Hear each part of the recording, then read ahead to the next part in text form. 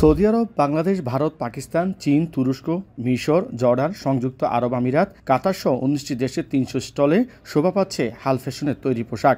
Saudi fashion and textile এক্সিবিশনের এবারের আয়োজনে অংশ নিয়ে সুনাম কুড়াচ্ছে বাংলাদেশি মালিকানাধীন Apple Denim, Bright Sourcing International, Marktex, V Fashion, FX Clothing লিমিটেডের মতো প্রতিষ্ঠানও।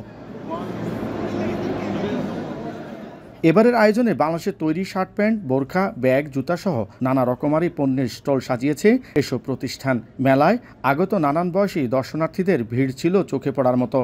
এই বাংলাদেশি স্টলটাকে ভিজিট করতে আসছি, এখানে বিভিন্ন ধরনের পণ্য আছে, ওইগুলোই আমরা দেখতেছি। প্রোডাক্টসগুলো দেখার জন্য সবগুলো হলো যে বাঙালি ওন্ড, বাংলাদেশে ম্যানুফ্যাকচার্ড।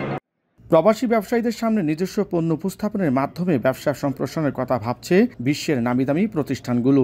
ব্যবসায়ীরা বলছেন, এক দেশের সাথে অন্য দেশের ব্যবসায়িক সুসম্পর্ক গড়ে তুলতে এ ধরনের আয়োজনের বিকল্প নেই।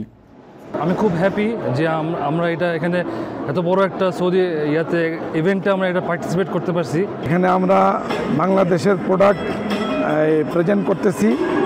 আমাদের এখানে ব্র্যান্ড নেম হলো অ্যাপেল ডেনিম।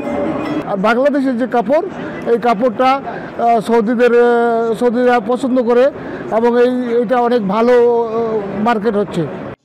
বিগত প্রদর্শনীর কারণে সৌদি আরবের মাটিতে বাংলাদেশের তৈরি পোশাক এর বাজার বেড়েছে বলে মনে করছেন ব্যবসায়ীরা।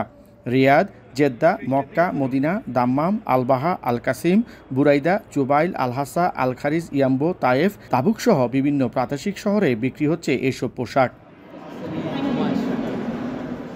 তৈরি পোশাকের ব্যবসা বাড়ার সাথে সাথে সৃষ্টি হচ্ছে নতুন কর্মসংস্থান। কোটি টাকারও বেশি রেমিটেন্স যাচ্ছে বাংলাদেশে। ফলে সাফল্যের এই ধারাবাহিকতা অব্যাহত রাখতে আগামীতে আরও প্রদর্শনী আয়োজনের আহ্বান অংশগ্রহণকারীদের। মোহাম্মদ জাহাঙ্গীর আলম হৃদয়, এখন সৌদি আরব।